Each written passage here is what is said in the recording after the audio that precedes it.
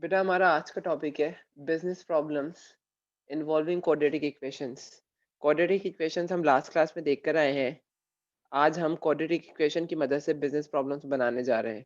जब भी आपको नाम आगे आ जाए business problems with quadratic equation, इसका मतलब आपके पास अब जो इक्वेशन बनने वाली है उसकी जो हाईएस्ट डिग्री होगी वो 2 होगी। यही क्वाड्रेटिक की क्या है, पहचान है।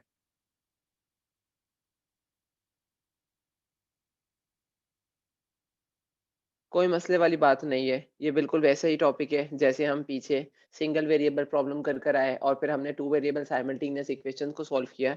इसी तरीके से आपकी क्वाड्रेटिक इक्वेशन भी वो आपको एक वर्ड प्रॉब्लम देता है, वो आपको एक स्टेटमेंट देता है। आपको उस स्टेटमेंट को एक मैथमेटिकल अलजेब्रिक इक्वेशन के अंदर क्या कर देना होता है, चेंज कर देता करने करना होता है और फिर आपको अपने डिज़ायर जो आपका वेक्टर होता है, उसकी वैल्यू को क्या करना होता है, आपको पता करना होता है सिंपल मैथमेटिकल ऑपरेशंस को परफ़ॉर्म कर कर। ठीक है? एक एग्ज़ाम्पल हम लास्ट क्लास में भी ले चुके थे, लेकिन क्योंकि हमारे बीच में गैप आ गया है, तो हो सकता है कुछ स्टूडेंट्स जो नहीं हो, तो उन्हें मुश्किल हो जाए। इस वजह से हम उसी एग्ज़ाम्पल से कंटिन्यू करते हैं। बेटा मैं आपको 4-5 एग्ज़ाम्पल डिफरेंट डिफरेंट टाइप्स के क्वेश्चंस की करवाऊँगा। उसके बाद एज़ यूजुअल जो हमारी क्लास का डेकोरम होता है कि उसके बाद आप सब क्या कर देंगे, प्रैक्टिस स्टार्ट कर देंगे अपनी अपनी क्या एक्सरसाइज़ेज़ की। ठीक है? ये हमारे पास जो बिज़नेस प्रॉब्लम्स हैं, ये हमारा मेरे ख्याल में इस चैप्टर का सेकंड लास्ट टॉपिक है और इसके बाद शायद आखिरी टॉपिक है इसका चैप्टर नंबर 3 का लॉगरिथम। ठीक है? तो होपफुली कि आज की क्लास में हम इसकी प्रैक्टिस कंप्लीट कर लेंगे और अगर नहीं हो पाई तो फिर हम इसको कल कंटिन्यू करेंगे और फिर उसके बाद हमारा लास्ट टॉपिक कंप्लीट होगा तो फिर हम चैप्टर नंबर 4 की तरफ आ जाएँगे इंशाल्लाह। एग्ज़ाम्पल लेते हैं।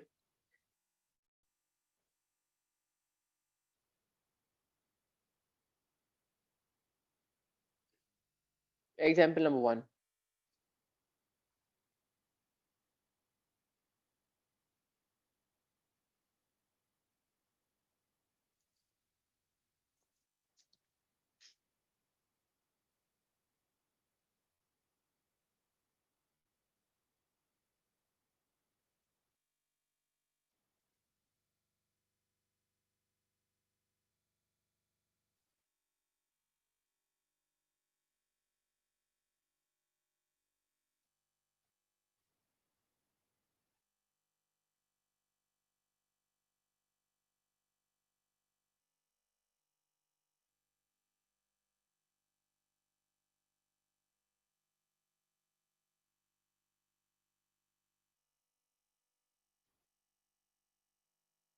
बेटा क्वेश्चन आपसे कहता है कि भई आप कॉन्जिक्यूटिव नंबर्स को क्या करें, कहता है find two consecutive odd numbers, positive odd numbers such that their sum of squares if equals to 130।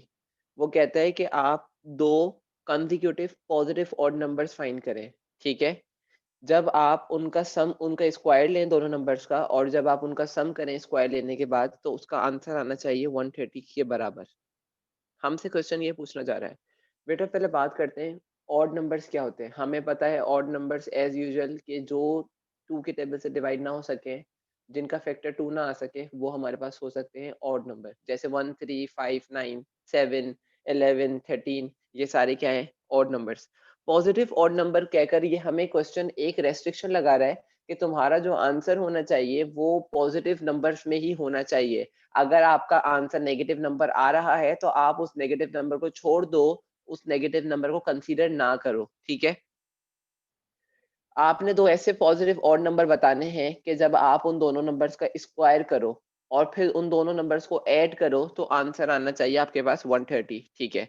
आपने कहा कोई मसले की बात नहीं। Let's the first number is,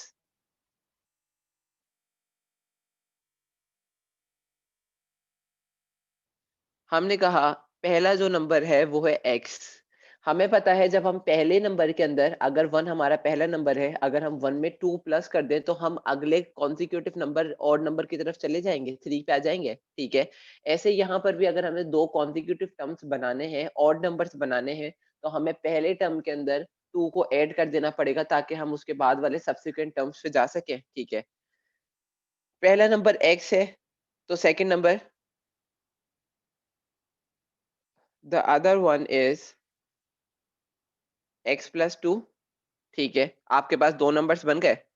question कहता है कि आप के पास जो दोनों नंबर्स हैं, आप उन दोनों नंबर्स को कर दो स्क्वायर। हमने दोनों नंबर्स को स्क्वायर कर दिया।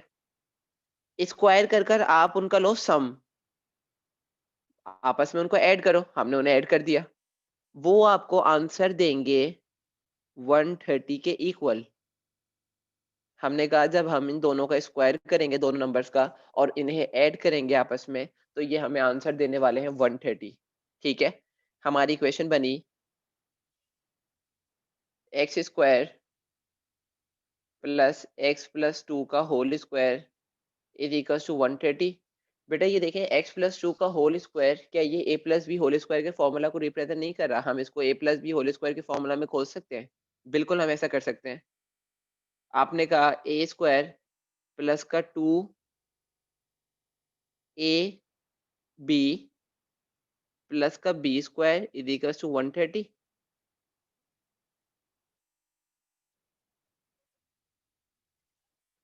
ये देखें 2 to the 4, ये आपके पास हो गया 1x square 2x square plus का 4x प्लस का 4 इज इक्वल टू 130।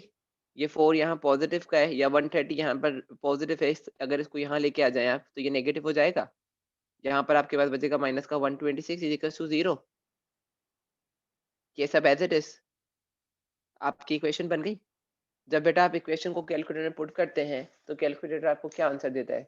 जैसे हमने कोऑर्डिनेट इक्वेशन को पुट किया था, सब बेटा ट्राई कर, इसको जल्दी से अपनी कैलकुलेटर में पुट करें और अपने पास आंसर निकालें। आपके पास x की दो वैल्यूज आती हैं। एक आपके पास x इज इक्वल टू 7 आता है, दूसरा आपके पास x is equal to minus का 9। आपके पास दो वैल्यूज आ गई। क्वेश्चन हमें कह रहा था कि आपको पॉजिटिव नंबर पता करने हैं, तो इसका मतलब नेगेटिव वाला हमारा आंसर है ही नहीं, इसको हम कंसीडर नहीं करेंगे।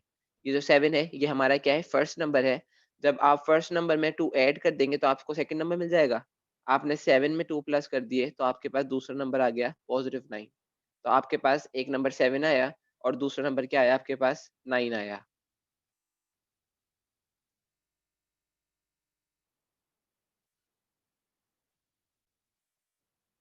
एग्जाम्पल नंबर 2 की तरफ चलते हैं। हम एक और एग्जाम्पल लेते हैं, थोड़ा क्वेश्चन को चेंज करते हैं। ये तो एक सिंपल नंबर वाली फॉर्म थी, जरा हम एक एज वाली एग्जाम्पल लेते हैं। अगर एज की बात की जाए, तो हम क्या करने वाले हैं यहाँ पर इस केस के अंदर?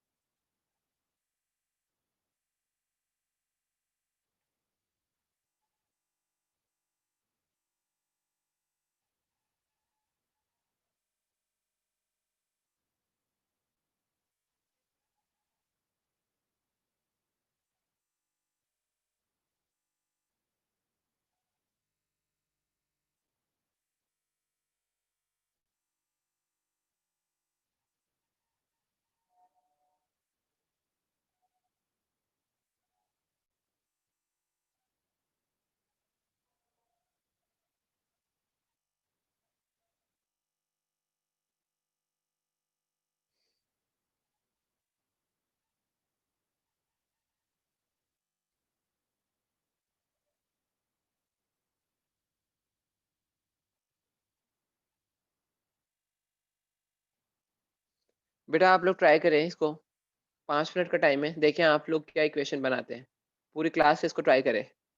जल्दी बेटा अपने पास ट्राई करें इस इक्वेशन को, इस क्वेश्चन को। मैं पढ़ भी नहीं रहा, या आप खुद पढ़कर समझें ये क्या कहना चाह रहा है। देखें, अगर आपसे इसकी इक्वेशन बनती है तो बहुत अच्छी बात है।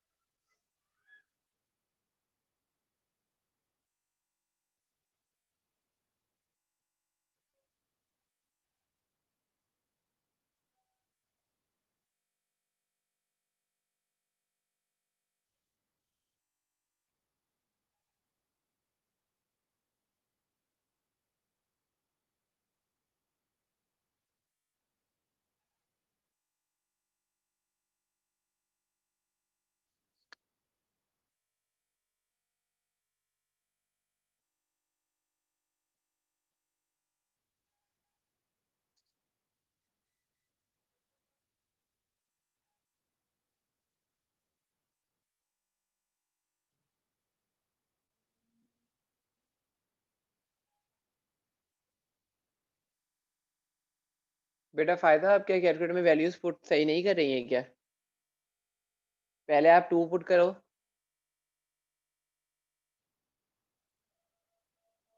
फिर प्लस का 4, फिर माइनस का 126, तो 7 आंसर आएगा और फिर माइनस का 9 आंसर आएगा। ऐसे ही पुट कर रही है इक्वेशन।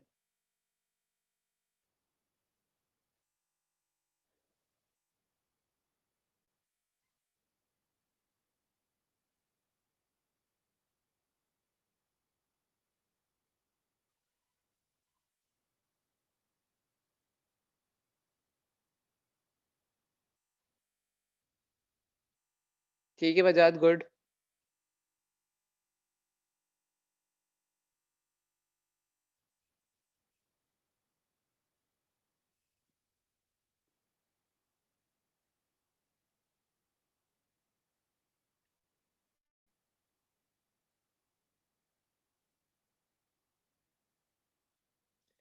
बेटा फर्स्ट इक्वेशन नहीं प्रेस करनी है आपने, थर्ड इक्वेशन पे देखो, क्वाड्रेटिक इक्वेशन तो तीसरे नंबर पर है।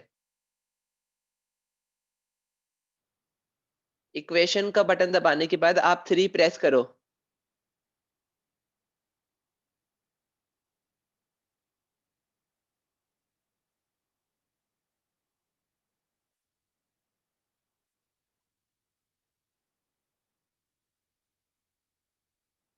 बेटा इस क्वेश्चन को देखते हैं, आप सब छोड़ दें, जिसका हो गया है बहुत अच्छी बात है, जिसने नहीं किया है वो यहाँ देख ले। ये क्वेश्चन कहता है a man is now 5 times as old as his सन।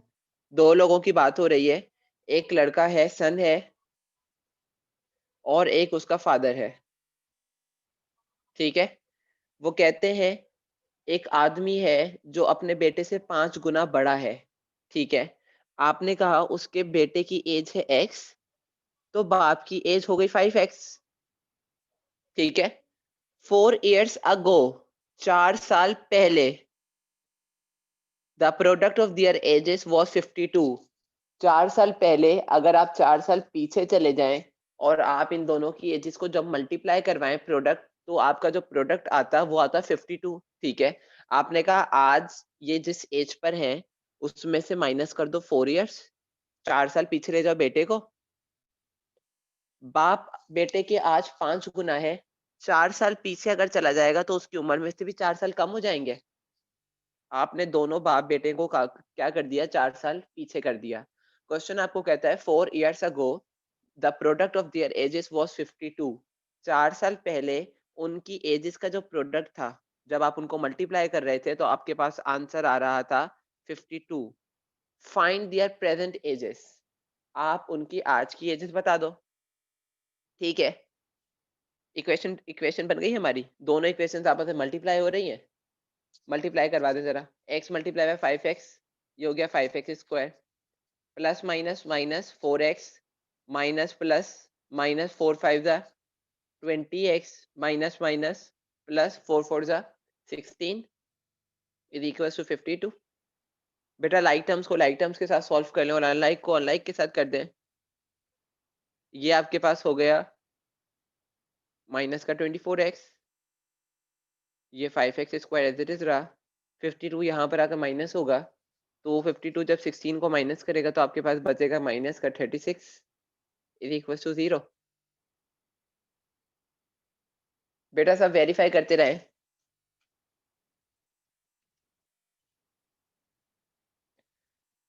जब हम x की वैल्यू के लिए कैलकुलेटर में इक्वेशन को पुट करते हैं तो आपके पास x आता है 6। बेटा x था क्या? x असल में थी बेटे की एज। बेटे की कौन सी एज? बेटे की आज की प्रेजेंट एज। हमने कहा सन जो है वो है 6 साल का, 6 years। ये किसकी एज आई है? सन की एज आई है। ठीक है। फादर अपने बेटे से 5 गुना बड़ा है, 5 टाइम्स बड़ा है, तो आपने बेटे की एज को मल्टीप्लाई किया था 5 से। बेटे की एज आपको पता चल गई 6 साल, आपने मल्टीप्लाई कर दिया इसको 5 से, तो आपको पता चल गई 30 years। वो किसकी एज है? वो उसके फादर की एज है।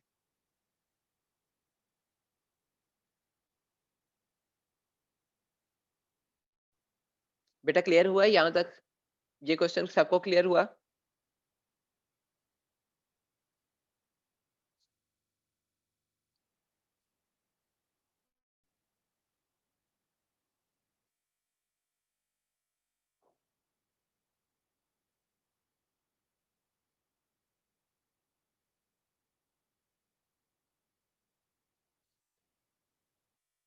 एक और दफा देख लें, क्वेश्चन को गौर से पढ़ते हैं, एक और दफा देख लें जिसको कोई कंफ्यूजन रह गई है तो। A man is now 5 times as old as his son. एक शख्स है जो 5 गुना बड़ा है अपने बेटे से। ठीक है। आपने कहा दो बंदे हैं, बेटा और बाप। सन है एक्स ईयर्स का, बाप उसका 5 गुना बड़ा है, तो आपने सन की एज को मल्टीप्लाई बाय 5 कर दिया, 5x उसके बाप की एज हो गई। ठीक है। अच्छा, क्वेश्चन आपको कहता है 4 years ago the product of their edges for 52। 4 साल पहले जब आप इन दोनों की एजेस का प्रोडक्ट करते हैं तो 52 आता है आपका आंसर। ठीक है। आपने कहा बेटे की आज की एज x है, आपने 4 साल इसको पीछे कर दिया। बाप की प्रेजेंट एज 5x है, आपने बाप को भी 4 साल क्या कर दिया, उसकी उम्र में से भी कम कर दिए। क्वेश्चन कहता है कि जब आप 4 साल की पहले वाली एजेस का प्रोडक्ट करोगे तो आंसर आएगा 52। आपने मल्टीप्लाई किया तो आपको पता है इनको मल्टीप्लाई करने के बाद आंसर 52 आना है। इक्वेशन को मल्टीप्लाई हो रही है, आपने मल्टीप्लाई करवा दिया।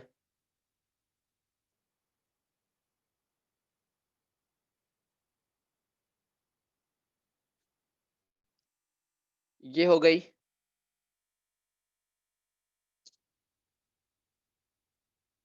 आपके पास x की दो वैल्यूज आती हैं, एक आपके पास 6 आता है, दूसरा आपके पास आता है माइनस का 6/5। बेटा एक बात बताएं, क्या माइनस की एज हो सकती है? माइनस की एज तो हो ही नहीं सकती। तो इसका मतलब हमारा जो पॉजिटिव आंसर है वो किसकी एज हो गई? एक्स किसको कंसीडर किया था आपने? बेटे की प्रेजेंट एज को। आपने कहा एक्स बेटे की प्रेजेंट एज हो गई। इसके बाद फादर की एज जो थी वो अपने बेटे के 5 गुना थी, 5x थी। तो आपने बेटे की एज को जब मल्टीप्लाई करवा दिया 5 से तो आपके पास आ गया उसके फादर की एज 30 years।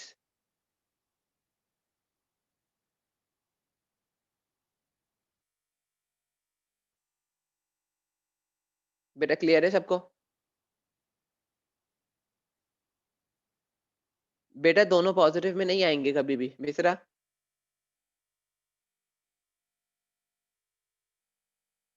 अगर दोनों पॉजिटिव में आते हैं तो फिर आपके पास दो ऑप्शंस और दो प्रोबेबिलिटीज होंगी। आप दोनों की एज को, दोनों आंसर आपके करेक्ट हो सकते हैं। आप दोनों एजेस के लिए क्या करें, फादर की एज को बताएं। दोनों ऑप्शंस को लिख सकते हैं फिर आप। अगर दोनों पॉजिटिव आंसर होंगे तो फिर आपको आंसर के अंदर भी पॉजिटिव ही आंसर दोनों दिए जाएंगे आंसर। बोथ आंसर आपके करेक्ट होंगे फिर।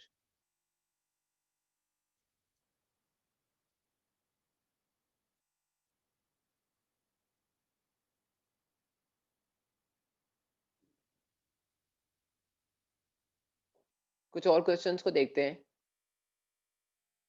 बेटा एक और बात याद रखिएगा, यहाँ पर आपको जो इक्वेशंस देता है इसके अंदर आपसे स्क्वायर के एरिया ऑफ स्क्वायर पूछता है, पैरामीटर पूछता है, इस तरीके के फॉर्मूलाज आपसे बात कर रहा होता है, इसमें आपसे इसको घुमा रहा होता है। तो बराए मेहरबानी ये जो छोटे मोटे फॉर्मूलाज है, एरिया का फॉर्मूला है लेंथ इंटू ब्रेथ, पैरामीटर है आपकी जब आप सारी लेंथ्स को और ब्रेथ्स को आपस में क्या कर लेते हैं, ऐड कर लेते हैं तो पैरामीटर आता है। ये सारी जो बेसिक कॉन्सेप्ट हैं ये सब आपके जहन में होने चाहिए। ठीक है। और अगर किसी को ये कुछ फॉर्मूलाज याद नहीं है तो बेसिक फॉर्मूलाज याद कर लें वो, ताकि क्या हो जाए आप लोगों को ये सारे प्रॉब्लम्स करने में आसानी हो जाए। ठीक है। जैसे ये वेलोसिटी की बात पहले कर रहा था, वैसे ही बेटा वेलोसिटी की बात ये यहाँ पर भी करने वाला है। एक क्वेश्चन लेते हैं जो एरिया और पैरामीटर की बातें कर रहा है। अगर आपके पास इस किस्म के क्वेश्चन आ जाए तो आप किस तरीके से डील करेंगे? ठीक है।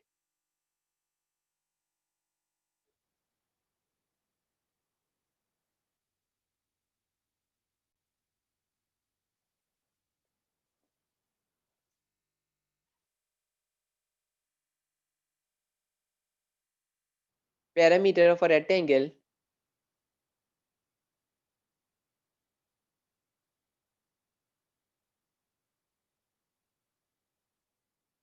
Is 20 centimetre. एक रेक्टेंगल है उसका पैरामीटर है 20 सेंटीमीटर।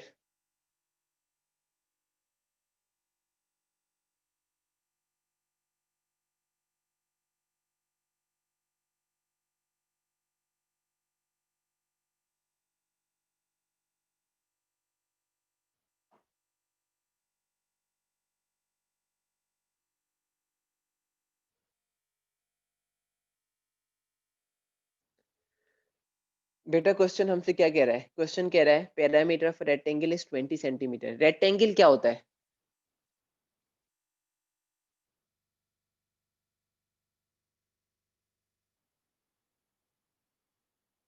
बेटा ये जो हमें फॉर्म नजर आ रही है या ये जो हमें शेप नजर आ रही है, जो हमारे बोर्ड की शेप होती है, जो हमारे फोन की शेप होती है, ये सब रेक्टेंगुलर शेप्स होती हैं। रेक्टेंगल की खासियत ये होती है कि उसके जो दो साइड्स होते हैं वो इक्वल होते हैं। दोनों अपोजिट साइड्स आपस में इक्वल होते हैं, उनकी लेंथ जो होती है वो क्या होती है? इक्वल होती है। ये जो दो लेंथ्स हैं, अपर अपर साइड की और ये डाउन साइड की जो लेंथ है, ये आपस में इक्वल है, और ये जो ब्रेथ है इनकी, ये भी क्या है? इक्वल है। ये रेक्टेंगल की खासियत होती है। लेकिन अगर आपसे स्क्वायर कहे तो स्क्वायर क्या होता है?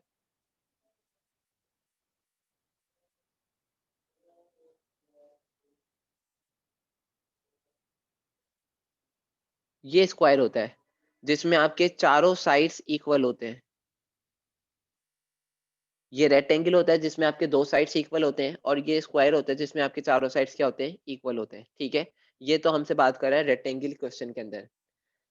कहता है parameter of rectangle is 20 centimetre. Parameter बेटा किसे कहते हैं? बेटा पैरामीटर होता है सम ऑफ ऑल द साइड्स। जहां पर भी आपको पैरामीटर पता चल जाए, पैरामीटर का नाम आ जाए, sum of all the sides. Let suppose यहाँ पर आपकी जो लेंथ, इसकी लेंथ है 4 सेंटीमीटर, ये है 6 सेंटीमीटर। हमें पता है रेक्टेंगल में दो साइड्स आपस में इक्वल होते हैं, तो ये भी 4 का होगा और ये भी 6 का होगा। 4 प्लस 6 10, 10 प्लस 4 14, 14 प्लस 6 20। तो इस रेक्टेंगल का पैरामीटर कितना हो गया? 20 सेंटीमीटर। ये हमने just for for the sake of example लिया है। ठीक है, इसको कहते हैं पैरामीटर। पैरामीटर को समझाने के लिए आप पैरामीटर के लिए क्या करते हैं? आप पैरामीटर के लिए जो भी आपकी ब्रेथ होती है उसको मल्टीप्लाई कर देते हैं 2 से। देखो, ये ब्रेथ है, इसको मल्टीप्लाई कर दे हम 2 से तो दोनों ही आ जाएंगे, प्लस जो लेंथ होती है उनको भी आप मल्टीप्लाई कर देते हैं 2 से, तो आपके पास आ जाता है टोटल पैरामीटर। टोटल पैरामीटर आपके पास आ जाता है रेक्टेंगल का। समझ रहे बात को? ठीक है, हमसे पैरामीटर दे रहा है, टोटल पैरामीटर दे रहा है 20, और हमसे एरिया, हमें एरिया दे रहा है 24 सेंटीमीटर। हमसे लेंथ भी पता करवा रहा है और ब्रेथ भी पता करवा रहा है। ठीक है, अभी हमने पैरामीटर पे बात की, रेक्टेंगल पे बात की, अब आ जाता है एरिया पर। एरिया का फॉर्मूला क्या होता है? एरिया का फॉर्मूला होता है जब आप लेंथ को मल्टीप्लाई कर देते हैं ब्रेथ से, तो ये एरिया का फॉर्मूला होता है। ऐसा ही है। ठीक है, अब आ जाते हैं हम अपनी क्वेश्चन की रिक्वायरमेंट पर।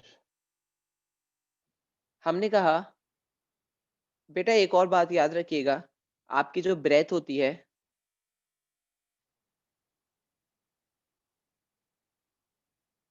ब्रेथ आपके पास जो होती है वो लेस देन होती है, छोटी होती है किससे? आपकी लेंथ से।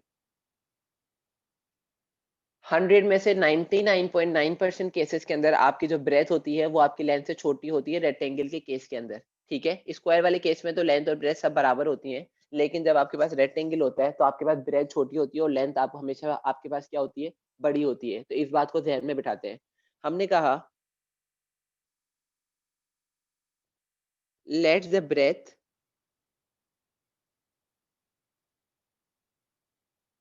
ऑफ रेक्टेंगल इज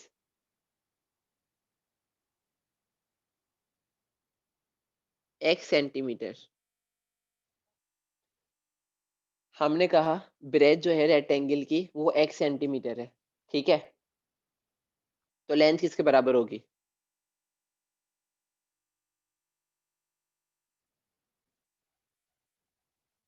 लेंथ किसके बराबर होगी? देखिए जरा, हमने कहा पैरामीटर का फॉर्मूला होता है जब आप टू ब्रेथ को प्लस करवा देते हैं टू लेंथ के अंदर, तो आपके पास टोटल पैरामीटर आ जाता है। हमें पैरामीटर दिया हुआ है, जरा हम पैरामीटर की मदद से इसमें ब्रेथ की वैल्यू पुट करके लेंथ की वैल्यू पता कर सकते हैं। बिल्कुल कर सकते हैं। हमने कहा ब्रेथ तो बराबर है एक्स के, तो हमने ब्रेथ की जगह तो रख दिया एक्स। लेंथ हमें नहीं पता, हमने कहा लेंथ बराबर होगी जब हम 20 में से दोनों ब्रेथ को माइनस कर देंगे टोटल पैरामीटर में से, और इसके साथ जो 2 डिवाइड हो रहा है इसको यहाँ डिवाइड कर देंगे तो हमारे पास आ जाएगी लेंथ। ऐसा ही अगर हम फॉर्मूला को रीअरेंज करें, बेटा फॉर्मूला देखो 2 के टेबल से कैंसिल हो रहा है, इसको सिंप्लीफाई कर सकते हैं, बिल्कुल कर सकते हैं। आपके पास क्या बचा, लेंथ आपके पास बची है 10 माइनस 1x अपॉन 1, तो आपके पास लेंथ आ गई 10 माइनस x सेंटीमीटर। ठीक है, अब एक और बात देखें, हमें पता है जब हम लेंथ को मल्टीप्लाई कर देते हैं ब्रेथ से तो हमें टोटल एरिया मिल जाता है। एरिया तो क्वेश्चन ने हमें दिया हुआ है, हमें ब्रेथ भी मिल गई, हमें लेंथ भी मिल गई। अगर हम इन दोनों को मल्टीप्लाई करवा देते हैं तो हमें एरिया मिलना चाहिए। आपने कहा breadth multiply by length is equals to area. Breadth है आपकी x centimetre multiply by length आपके पास है 10 minus x is equals to area कितना था क्वेश्चन में आपका 24 सेंटीमीटर स्क्वायर 24। इसको सिंप्लीफाई करना जरा, ये हो गया 10x माइनस का x square is equals to 24। इसको रीअरेंज कर लेते हैं जरा, तो ये हो जाएगा एक्स स्क्वायर प्लस का 24 माइनस का 10x इज इक्वल्स टू 0। बेटा x की वैल्यू बताएं जरा, कैलकुलेटर में इक्वेशन को पुट करें सब।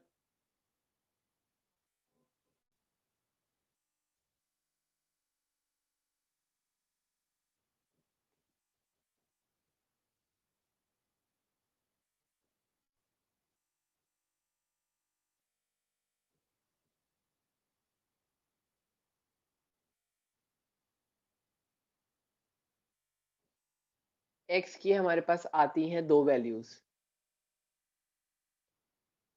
x इज इक्वल्स टू 4 और दूसरी वैल्यू आती है x is equals to 6 centimetre. x आपके पास क्या थी, ब्रेथ थी, x आपके पास ब्रेथ थी, ब्रेथ आपके पास 4 सेंटीमीटर आ रही है और एक आ रही है आपके पास 6 सेंटीमीटर।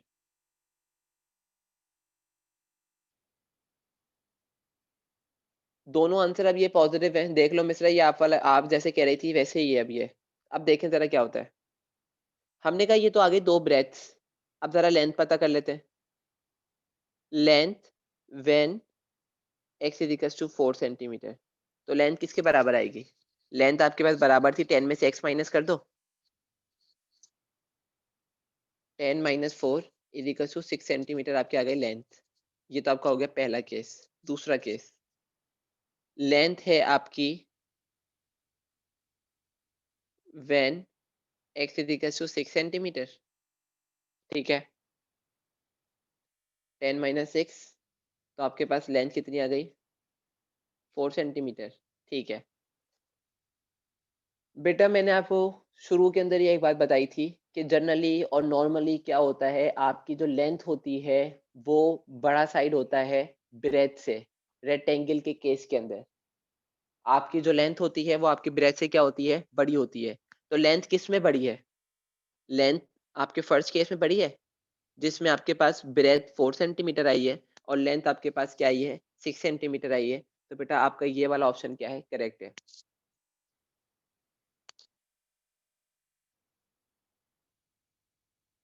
बेटा ये क्लियर है सबको।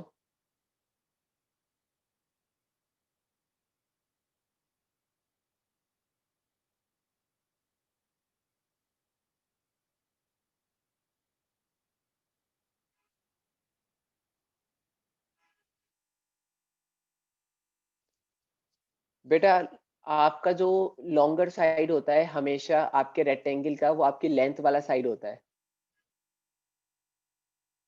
जो लंबाई होती है रेक्टेंगल की वो हमेशा लंबी होती है, ज्यादा बड़ी होती है, लॉन्गर होती है चौड़ाई के मुकाबले में। ठीक है, तो आपकी जिसमें लेंथ ब्रेथ जो है ये कम आई है वो आपका ऑप्शन क्या है, करेक्ट है, क्योंकि ब्रेथ कम है तो इसका मतलब आपकी लेंथ ज्यादा आने वाली है।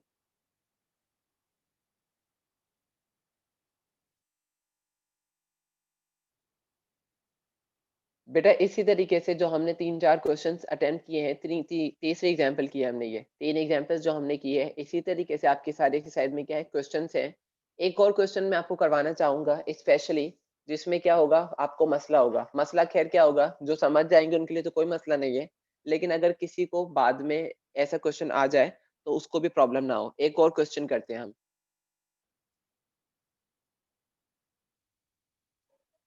क्वेश्चन में जैसे पढ़ रहा हूँ, जैसे लिख रहा हूँ, बेटा क्वेश्चन को समझने की कोशिश कीजिएगा, क्वेश्चन क्या कहना चाह रहा है असल में आपसे।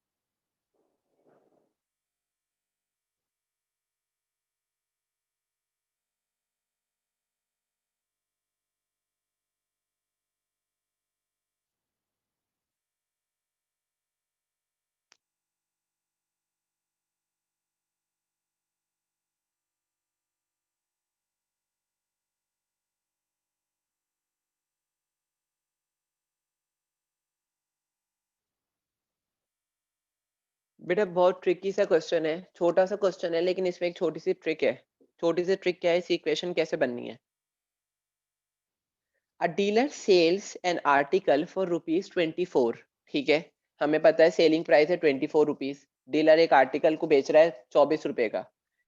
एंड गेन्स, प्रॉफिट कितना ले रहा है, and gains as much percent as the cost price. जितनी आपकी कॉस्ट है उतनी ही परसेंट वो कमा रहा है प्रॉफिट। दोबारा से बात सुनिए, gains as much percent as the cost price. जो उसका प्रॉफिट है वो उतने परसेंट है जितनी उसकी कॉस्ट है। अगर उसकी कॉस्ट लेट सपोज 5 रुपए है तो उसका प्रॉफिट है 5%। समझ रहे हैं, इसका मतलब ये है the cost price of article is. आप हमें बता दो कॉस्ट प्राइस, आर्टिकल की कॉस्ट प्राइस बता दो, कॉस्ट कितनी है। ठीक है, आपने कहा कोई मसले की बात ही नहीं है। कॉस्ट हमें नहीं पता, हमें कॉस्ट पता करनी है। Let's the cost is x. हमने कहा कॉस्ट एक्स है। ठीक है, प्रॉफिट कितना है, सेलिंग प्राइस है, कॉस्ट है, गेन की बात कर रहा है, तो इसका मतलब आपसे सेलिंग प्राइस वाला फॉर्मूला लगवाना चाह रहा है। प्रॉफिट कितना है, क्वेश्चन आपको कहता है gains as much percent as cost price. जितनी आपकी कॉस्ट है, जो आपकी कॉस्ट प्राइस है, उतना ही परसेंट आप क्या कर रहे हो, आप प्रॉफिट कमा रहे हो। इसका मतलब आपकी कॉस्ट है एक्स, तो आपका प्रॉफिट है x% ऑफ कॉस्ट प्राइस। जो आपकी कॉस्ट प्राइस है, उसी जो प्राइस है उसी की परसेंटेज आपका क्या है, प्रॉफिट है। ठीक है, कॉस्ट प्राइस कितनी है आपकी x, इसका मतलब आपका प्रॉफिट होगा x% ऑफ x। परसेंटेज का मतलब क्या होता है, डिवाइडेड बाय 100। अगर हम इसको ऐसे लिख दें x/100 मल्टीप्लाई बाय x, तो भी ठीक है। तो आपका प्रॉफिट क्या हुआ,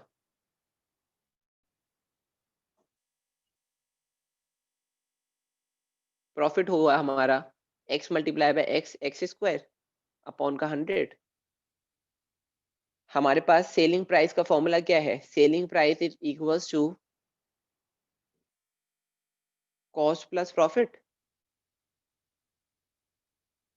आपने कहा सेलिंग प्राइस, तो क्वेश्चन हमें दे रहा है 24 रुपए। कॉस्ट हमें पता करनी है x, प्रॉफिट है एक्स स्क्वायर अपॉन 100। ऐसा ही है। ठीक है, इसको सिंप्लीफाई करते हैं बेटा जब हम, तो हमारे पास क्या आंसर आता है इसका, 100 एलसीएम।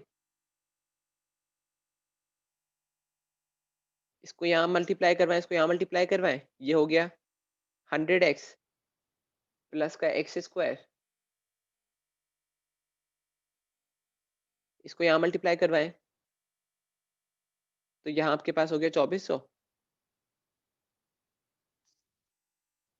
एक्स स्क्वायर प्लस का 100x माइनस का 2400 इज इक्वल टू 0। कैलकुलेटर में पुट करें जरा इसको, बताएं जरा x की वैल्यू क्या आती है आपके पास।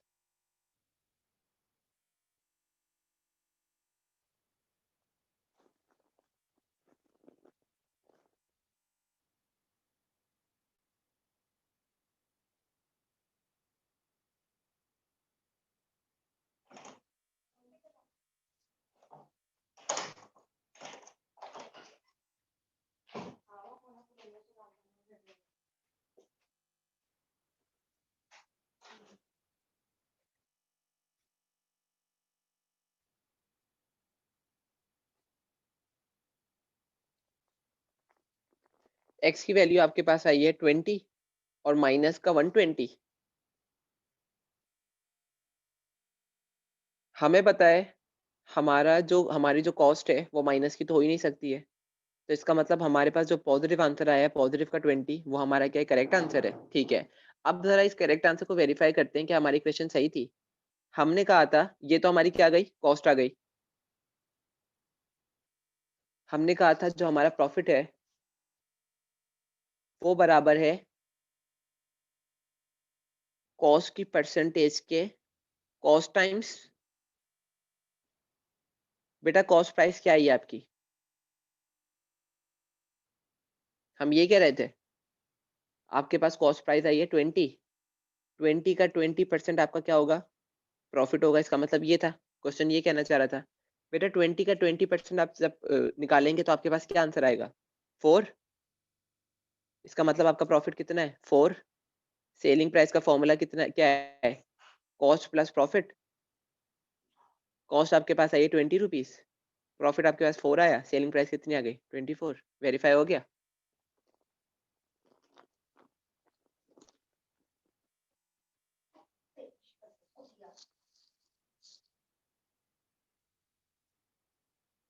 क्लियर है बेटा ये सबको।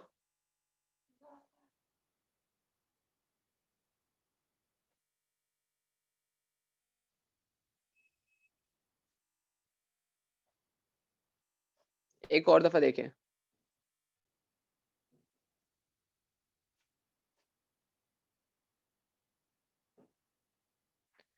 कहते हैं dealer sells an article for ₹24। Dealer एक आर्टिकल बेचता है 24 रुपए का, सेलिंग प्राइस हो गई आपके पास आर्टिकल की 24 रुपए। ठीक है,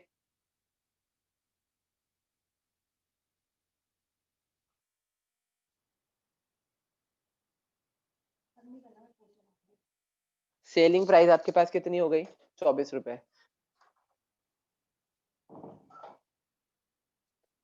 and gains as much percent as the cost price. जो उसका गेन है, जो डीलर का प्रॉफिट है, वो उतना है जितनी आपकी कॉस्ट प्राइस है, उसी की परसेंटेज है। ठीक है, कहता है the cost price of article is, आप हमें कॉस्ट प्राइस बता दो आर्टिकल की। आपने कहा कॉस्ट तो बराबर है एक्स के, हमें पता करनी है। ठीक है, प्रॉफिट, क्वेश्चन कहता है as much gain as cost price, percent of cost price.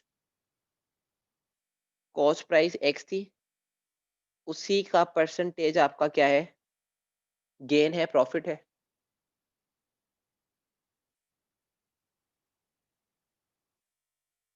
इसको ऐसे लिख सकते हैं, इसका मतलब आपका प्रॉफिट किसके बराबर हो गया, एक्स स्क्वायर अपॉन 100 के। आपके पास कॉस्ट भी है, आपके पास प्रॉफिट भी है, आपके पास सेलिंग प्राइस भी है। सेलिंग प्राइस का फॉर्मूला क्या होता है, सेलिंग प्राइस का फॉर्मूला होता है जब आप कॉस्ट को प्रॉफिट में प्लस कर देते हैं। आपने कॉस्ट को और प्रॉफिट को प्लस कर दिया तो आपके पास सेलिंग प्राइस आ गई। इक्वेशन को सिंप्लीफाई किया और आपने आंसर निकाला तो आपके पास कॉस्ट आती है 20 रुपीज। ठीक है, 20 रुपीज को अब मैंने आपको वेरीफाई करवाया है। वेरीफाई कैसे करवाया, हमने वेरीफाई करवाया कि वो क्वेश्चन कह रहा था कि आपका जो गेन है वो उतनी ही परसेंटेज है कॉस्ट की जितनी आपकी कॉस्ट है। अगर आपकी कॉस्ट 20 रुपीज है तो आपका गेन कितना होगा, 20 का 20%, जो किसके बराबर है, 4 के बराबर है। 4 आपका प्रॉफिट है, 20 आपकी कॉस्ट है, तो सेलिंग प्राइस किसके बराबर हो गई? 24 के बराबर। वेरीफाई हो गया?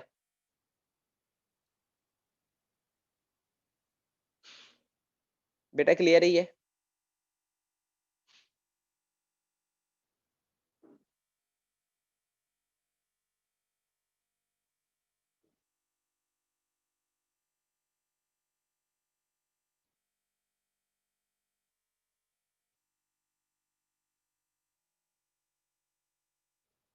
बेटा एक क्वेश्चन मैं आप लोगों को दे रहा हूँ, ऐसा ही क्वेश्चन है, जरा उसको सॉल्व करके बताएं। उसको आप खुद सॉल्व करेंगे तो आपको और ज्यादा अच्छा समझ में आ जाएगा।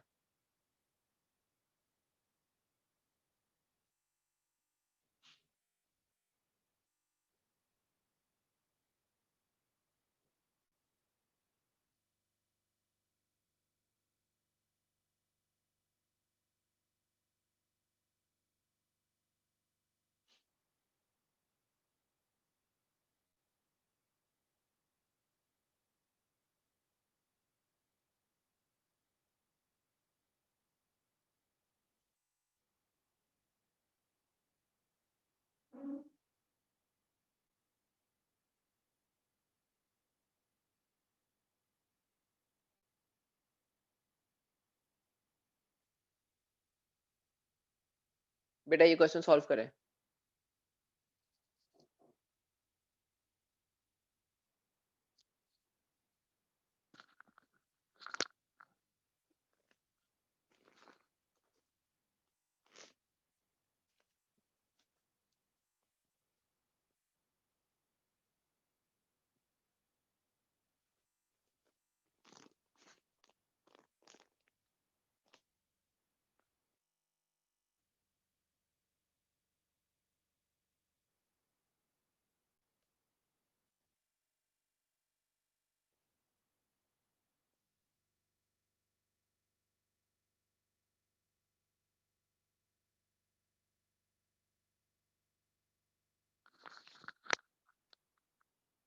गुड बेटा जो कर चुके हैं बेटा, लेकिन आपको पता है कि हमारा पॉजिटिव आंसर क्या है? हमारी कॉस्ट हो सकता है, माइनस का 150 तो हमारा कॉस्ट नहीं हो सकती।